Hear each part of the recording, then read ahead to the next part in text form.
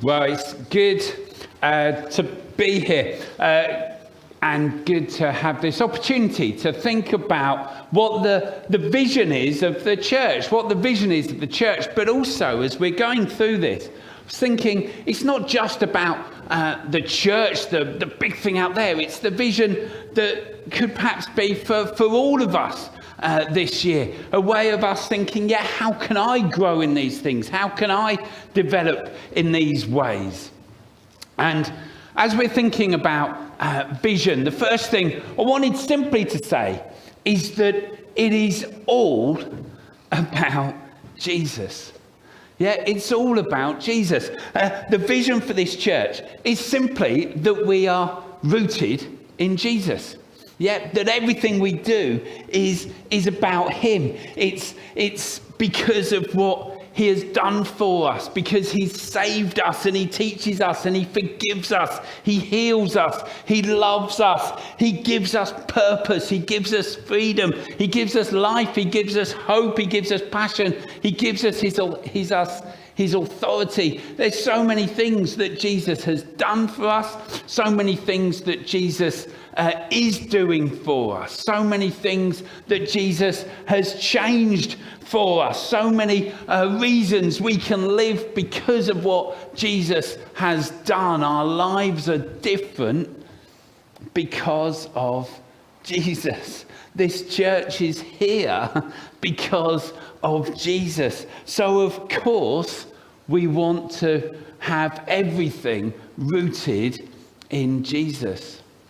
It's fascinating that Jesus does give us his authority. Yeah, he says, it's all about him, and I've passed this on to you. I love how in right at the end of Matthew's gospel, and let's read this together as it just comes up on the screen. Familiar words. Then the 11 disciples left for Galilee, going to the mountain where Jesus had told them to go. This is right at the end of the gospel. So Jesus has gone to Jerusalem. Jesus has gone to the cross. He's been betrayed by Judas. And then Judas has recognized what he's done and can't face anymore and commits suicide. And so that's why there's only 11 disciples. And this is after Jesus has risen from the dead, and he tells them to go ahead of him. So the 11 disciples left for Galilee, going to the mountain where Jesus had told them to go. Where they saw him, they worshipped him, but some of them doubted. Jesus came and told his disciples, I've been given all authority in heaven and on earth. Therefore, go and make disciples of all the nations, baptizing them in the name of the Father and the Son and the Holy Spirit. Teach these new disciples to obey all the commands I give you. And be sure of this, I am with you always to the very end of the age. It's great that Jesus says, I have all authority in heaven and on earth. It's good, isn't it? Because right at the beginning of Matthew's gospel, Jesus gets tempted by the enemy. And he says, if you do this, I'll give you all authority on earth. Jesus was faithful. Jesus was strong and trusted in his Father. So he said, no way am I doing that. And because he went to the cross, because he rose again, he doesn't just have authority on earth. He has all authority in heaven and earth. And that is the God we worship. It's all about Jesus. He's the one that we worship. He's the one who says, make disciples in my name. He's the one who says, I am with you. He's the one who says, teach what I have taught you. So it's all about Jesus. And our vision right at the beginning is for a church that is rooted in Jesus. It's something that hasn't changed. It's for hundreds of years. This church has said, we want to be rooted in Jesus. It means it affects how we treat one another, because we want to treat one another like Jesus treats us. It affects how we view one another. It affects how we view others. It affects how we view people that are our enemies or against us. People that are different to us.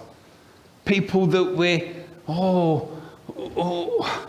it affects all of that because we're wanting to reflect Jesus in the way we treat others, the way we speak to one another, the way we listen to one another, the way we are interruptible. That's one of the things we've been talking about. The way Jesus, we want to be interruptible. And that's something that is so difficult, isn't it? We come to church on a Sunday and we think, yeah, this is what I want to get a cup of tea and then I want to do this. And then someone comes and says, oh, Simon, can I talk to you about something? And I've got to, no, I want to be interruptible because I want to be like Jesus, who was always willing to be interrupted. Yeah, he had a focus. And that's one of the things we'll be looking at over the next series that we're beginning next week, as we think about some of the people that Jesus spoke to, some of the people that Jesus helped, some of the people that Jesus healed, some of the people that Jesus was interrupted by, or how he interrupted people in their lives. And so we want to think about Jesus and how we are all rooted in him. But it means there must be other aspects of our vision. What is it that grows from that? What is it that grows from having roots in Jesus? Well, the first one I want to think about is that we need to go out. Jesus said, go out into all the world, or as you go into all the world. It wasn't a command to go, because Jesus thought, well, you will be going. As you go, tell people about me. As you go, share what I've done. As you go, teach people about what I've taught you. As you go, encourage people to be my disciples. As you go, baptize them in the name of the Father, the Son, and the Holy Spirit. As you go. It's not a thing where Jesus would almost be surprised to find all loads of Christians just sitting in a church thinking, yeah, I've got to think, where do I go? How do I go?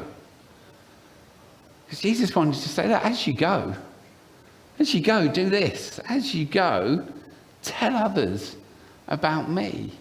As you go, just share what I've done for you.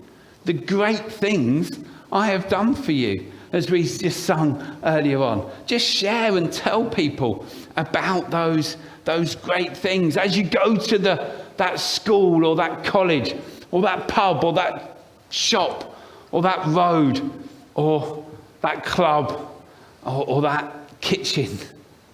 Yeah, as you go, tell people, share something of the good news of what Jesus has done for you.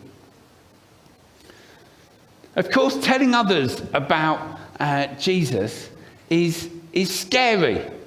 And a lot of people go, oh, can I do that? Can I do that at work? Can I tell people about Jesus at work? Because, well, it's scary. What might happen? Am I going to be treated differently? Am I going to lose my job? Am I going to do all these things? If I tell people, my friends about it, are they going to turn their back on me? Are they going to do these things? Of course, telling people about Jesus can be scary and good. It's meant to be scary because you don't know what's going to happen.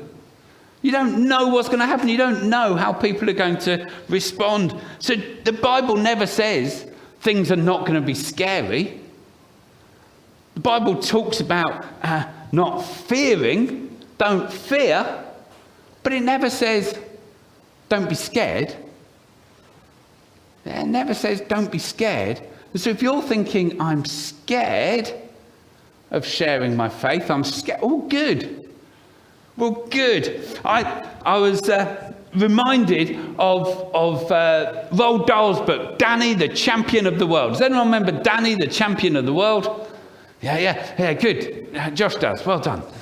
and Danny's an 8-year-old boy. His mum's died, and so it's the story of his relationship with his father. And his father goes off pheasant poaching and teaches Danny all these things about pheasant poaching. And within this story, Danny says this great observation, and he makes this great observation. Most of the really exciting things we do in our lives scare us to death. They wouldn't be exciting if they didn't. Most of the really exciting things we do in our lives scare us to death. They wouldn't be exciting if they didn't. And we know that's true, isn't it? Because if you're going, a great thing, a roller coaster. It's exciting, it's scary, but it's a great thing. Yeah? Going to the dentist. It's scary. Asking someone to marry you. Scary. It's exciting. Yeah. But you think, it's scary. I won't do it. No. Because it's scary, it's exciting. Last time I had this experience, it's really good because I think everyone was there, is out there, so I can exaggerate as much as I want in this story. So the last time I had this experience of doing something really scary was on the kids' camp this year. And we went to this rock climbing place, and as we were climbing up different walls and things that we were doing, we got to this place where we could do the death jump. Now hang on. No, it was the leap of faith. I just looked at it and thought it was the death jump, but it was called the leap of faith. And was it was scary. I'll give you a little. It was scary. It was exciting though. So you before you got there, before you went up, they attached various things to you, and you had to put on this T-shirt that said "Leap of Faith." And so, if anyone took a photo of you, you could advertise it and stuff, but they didn't. Yes. So there I was, and you go up this ladder. You go up this big ladder. It's like 5 times. No, it's not. It's probably about there. No. It's. So this big ladder and climbing up this pole, and then you have to climb on these pegs either side of the pole, and then you get onto this ledge, and you look out, and there's this sort of like trapeze bar type thing, miles away. Like it just looks so far away, and the idea is that this leap of faith is that you jump off. And you hold on, and you reach out and you hold on to this bar, and you swing there majestically, and going, "Look at me, aren't I wonderful? As I have succeeded." That's the plan. and so they put it out this long far away, and I climbed up this thing, and then the woman at the bottom who had sort of done everything, she was very good. She didn't let fear come in. She just let the excitement come in. So I got to the top, and as I got to the top of the platform, it was over there. I was sort of climbing up, and I got to the top of the platform, and she went 3, 2, 1, jump, and I was going, I'm facing the wrong way. If I jump over there, I'm not going to hit it there, am I? And so I was like, wait. And so I sort of shuffled round with my knees knocking like this because it was quite high. And I shuffled round. And as I got round, she went 3, 2, 1, jump. And so I jumped. I leapt. I was soaring. I was flying. I must admit, because my heart rate was going a little bit, my hands had got a little bit sweaty. Well, that was my excuse. And so as I leapt, I reached out for this bar. I held on to this bar. And then the bar just sort of slipped through my hands.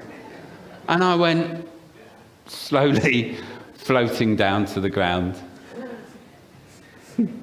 Failed. But it was exciting. But it was exciting because that was the thing that I wanted to do. It was scary, but it was exciting. It was scary, but I wasn't stupid. Well, a little bit, but I wasn't stupid because I knew that, they had put this special harness on me, that there was 2 ropes, not just 2 because I'm fat and heavy. They put 2 on everyone, okay? Because they put two ropes onto this hook on your back, on the part of this harness, so that when you jump, it doesn't pull you up that way. It hangs you from behind. And so I knew it was safe. I knew it was safe. I knew I wasn't going to fall to a painful death. But it was still scary. And when we come to share our faith, it might be scary. It might be scary, where we almost need someone to say 3, 2, 1, go. But it's not a rope holding us. It's Jesus holding us. What we can trust. Because when something's scary, I want to know what I can trust. There's nothing that I can trust. If I was at the top of that platform with no rope and someone said, jump to this thing, fear.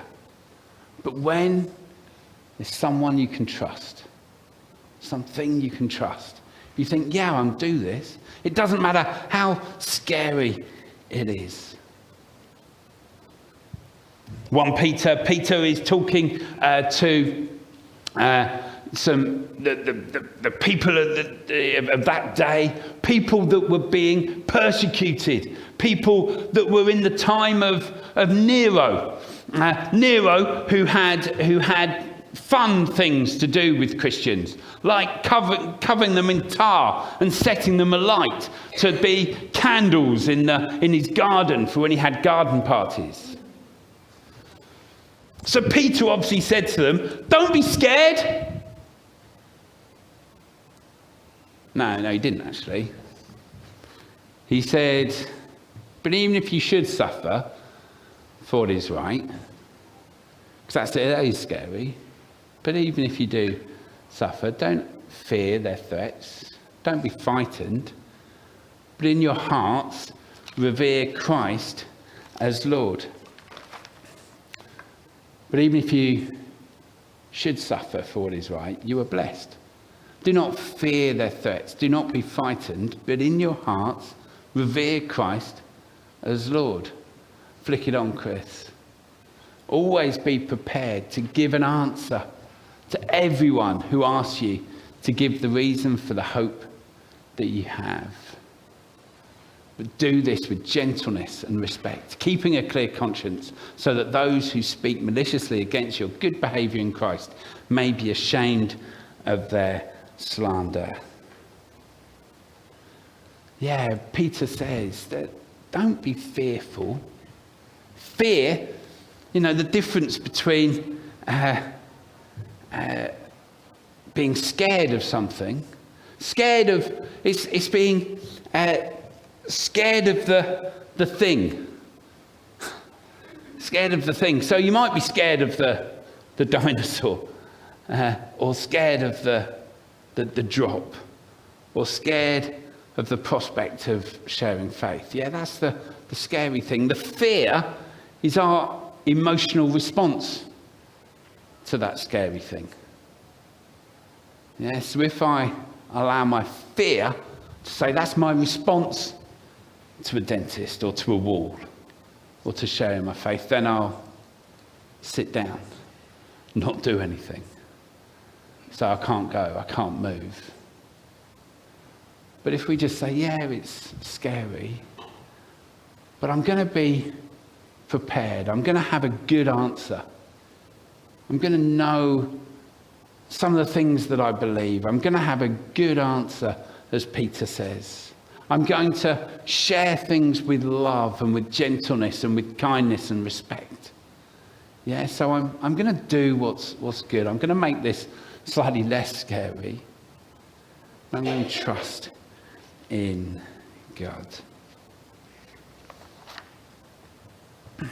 As a church, we want to do things where we encourage people to go out, to speak out, to share faith. And so one of the things we want to do is sort of help people, train people. And so there's a course called Talking Jesus, which helps us to tell others about Jesus, gives us confidence, gives us sort of, ways that we can engage people in conversation, gives us, different great hinters and different ways so that we can helpfully share our faith. And what we're going to encourage every life group that's taking place over this term to look at this Talking Jesus resource. And we hope that you can do that because it will help each person share their faith. And if you think, well, I'm not in a life group, over the next 2 weeks, we're going to be promoting all the different life groups and you'll be able to join a life group. We're going to be doing a fun day, in a month's time. That's a way of us reaching out. We want to make it so that people can talk to people and invite people to it and share faith while people are bouncing on the castle or eating something or having a cream tea, whatever it might be. We want to reach out and share good news with people. We would love to be able to do an Alpha course. Just some of the things that we're hoping to do. We'd love to be able to do an Alpha course. I'll be honest, one of the problems is that is there enough people to run the Alpha course? Have we got people that could do that? If you're someone that thought, well, I could help, I could do something there, please talk to me. So I've mentioned that in terms of our vision, we go out, but one of the other things we want to be is risk-taking. Is risk-taking. So I missed it out or didn't mention it, but risk-taking. We want to be people that take risks. We want to be a church that says, that's scary, but we're trusting in Jesus. That's scary, so we're trusting. We're going to step out. We're going to do things. The next one, it says up there, whole life discipleship. We really want to, it's a bit of a strange thing to say whole life discipleship because discipleship is whole life. That's one of the definitions of discipleship. It means you are a disciple. It affects your whole life.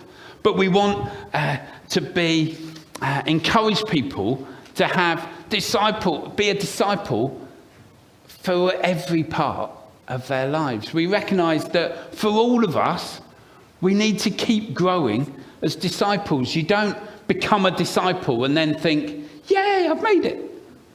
A disciple means an apprentice, a learner, someone who keeps growing, keeps developing. So if you're a disciple, how are you continuing to grow? How are you continuing to develop? How are you continuing to get a better understanding of who God is and who you are and all these things? There's a great passage in Colossians that sort of almost sums up how we sort of wanting to think about discipleship. And if you think about this as my life, am I being discipled like this? Chris, can you find? So we have not stopped praying for you since we first heard about you. It's a challenge, isn't it? Do I pray for people and not give up? We ask God to give you complete knowledge of his will. That's something I've got to grow in. Knowledge of his will. To give you spiritual wisdom and understanding. That's something I want to grow in. Then you will always honour and please the Lord, and your lives will produce every kind of good fruit. Is my life producing good fruit? Is yours? Something we can grow in. All the while you will grow as you learn to know God better and better. Yeah, it's the challenge, isn't it? To know God better and better. We also pray that you'll be strengthened with all his glorious power. Yeah, you'll have more power in your life so that you'll have all the endurance and patience that you need. You'll be filled with joy, always thanking the Father, thankfulness, joy, endurance, patience. All these things that can grow in our lives. We can never have, I think any of us can say, yeah, I've made it there. I've got that. I've sorted that. But we can grow. He has enabled us to share in the inheritance that belongs to his people who live in the light. For he has rescued us from the kingdom of darkness and transferred us into the kingdom of his dear Son, who purchased our freedom. Don't know about you, but as a disciple, I know that there's all sorts of things that keep binding me. Yeah, that keep trapping me. That the way the enemy gets me, and I have to keep coming back to God and saying, God, can you set me free? Can you set me free? Can you set me free? Yeah, because we want to be disciples. Yeah, and that's one for us in a way, isn't it? We want to grow, we want to develop, we want to be stronger. We want our life to be more rooted in Jesus. You know, again, how are we going to do that? Well, during this year, we're hoping that we can develop a sort of more of a mentoring sort of thing. Not really a mentoring thing, a growing network, a grow network, where we help people to grow. We help one another to grow. I would love it if every person was part of a grow relationship, where there was someone helping them to grow and they were helping someone else to grow. Yeah, in this discipleship journey that we're all on. Another one, fifth aspect, we'll go through these quickly. Last one, fifth aspect is about welcome. Yeah, flick on. Thank you. About welcome, something that we've looked at over the last year, really, where we've said, you know, why we have coffee in the foyer before and after the service. That's all part of our welcome. But welcome isn't just out there. How welcoming am I to the person sitting near me? Not the person necessarily I'm married to that I'm sitting next to, but the person that I don't know so well that's sitting next to me. Am I welcoming them? Am I encouraging them in faith? Are they going to leave this church today thinking I've been encouraged, not just by the worship and by what's been said, but I was encouraged by the people sitting next to me? I went to a church this summer, and yes, I knew the ministers, and they all spoke to me. But I left thinking I wasn't encouraged by anyone else. And I left thinking, would I want to go back there? Because no one had engaged with me, apart from the minister. It's sort of really, you know, at different times. And you think, yeah, that's so true, isn't it?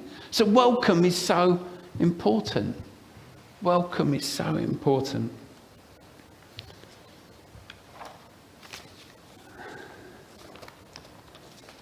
Two last aspects of what we want to focus on.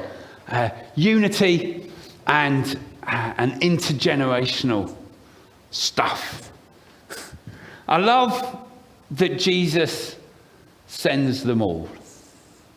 I love that Jesus didn't distinguish between this group of 11. As they worshipped, and some of them doubted. I love that Jesus didn't say, right, you lot that are not doubting, you go into all the world making my disciples. You lot that are doubting, come over here and we'll have a bit more chat and stuff. Yeah, because Jesus didn't want to sort of split them. He didn't want to distinguish between them. Jesus just said, let everyone go. And I love that Jesus sent, whether it was the 11 or during his life, he sent 72, and he just sent people out, and he just sent them out, and he just said, yeah, look, go. And some of them must have been a bit smelly. Some of them must have been a bit ugly. Some of them must have been a bit short or a bit tall. Some of them must have been a bit unsure of what Jesus had said. But Jesus said, yeah, all go. All go, because you're all so important. You're all so important. And when it comes to unity, the world wants to divide us. Yeah, the world wants to divide people. Just look on, any social media platform. There's division. Are you for this or against this? And as soon as you like something on one side, you see a load more of it on that side. And you think, oh, yeah, everyone thinks this, don't they? But no, you're being divided. And people want to divide the church. People want to divide the church about, whether it's, divide the church about some bit of theology about creation, about sexuality. People want to divide the church about what colour teacups we should have.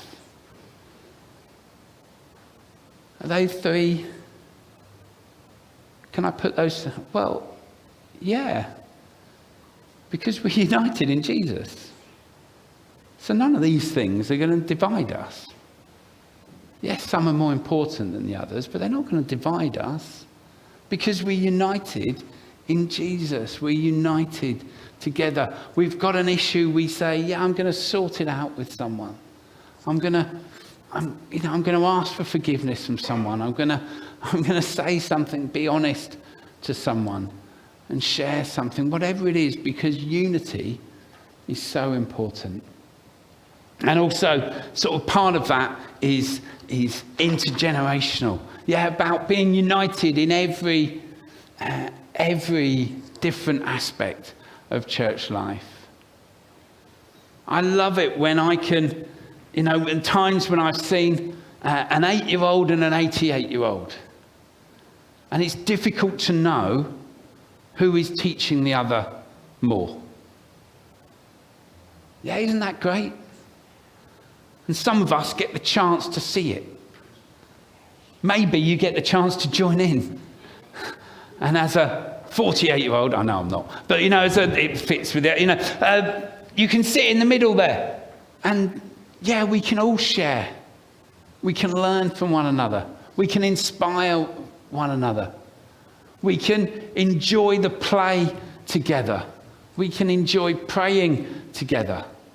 Yeah, because what we can learn and grow from each other as different generations together. Just want to finish off really with a challenge for all of us, is that for the church to be rooted in Jesus, it needs all of us to be rooted in Jesus. It needs all of us to say, yeah, I want my life to be rooted in him. I want my life to be built up in him. It says that in Colossians 2. Yeah, let's have our lives rooted in Jesus. Yeah, let's have our lives built up on him. May he be the foundation for our lives so that we can overflow with thankfulness, it goes on to say. It might be that you can point to a particular time many, many, many years ago where you said, yeah, I want to put my roots in Jesus. The problem is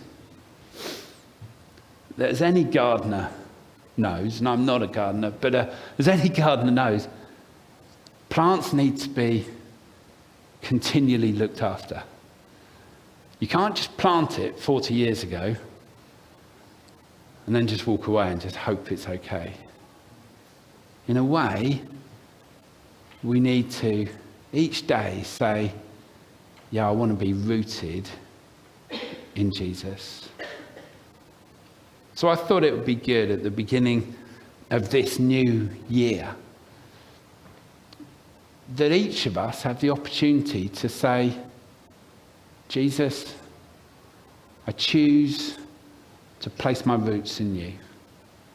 I choose to put my roots in you, for you to be the foundation of my life. And I thought it would be a good way for each of us to say, yeah, that's what I want to do. That's what I want to do. Whether it's for the 600th time, or the 6th time, or the first time. I just want to invite each of us, perhaps as we start sort of the music and we start sort of think about, offering our lives and giving everything to Jesus. Do you want to respond? Do you want to say, yes, Lord, I want to be part of that vision? I might not be normally part of this church, but I want to be part of that vision for my life. And that vision wants to start with me saying, I'm rooted in Jesus. My life is rooted in Jesus. If you simply want to say, yeah, Jesus, that's me. My life is rooted. I just want to invite you to stand. Just invite you to stand and say, my life. Yes, Lord, at the beginning of this year, at the beginning of this school year, this academic year, once again, I'm saying, I'm rooted in you. I'm rooted in you. I'm putting my trust in you. So if you want to, just want to share, you're not saying it to other people. It is just a way of you saying to God, I'm rooted in you. I'm trusting you, Jesus. You're everything for me. You're everything to me. You've done everything. There's no one else that's more important. I want to put my foundations in you. If that's you, please stand.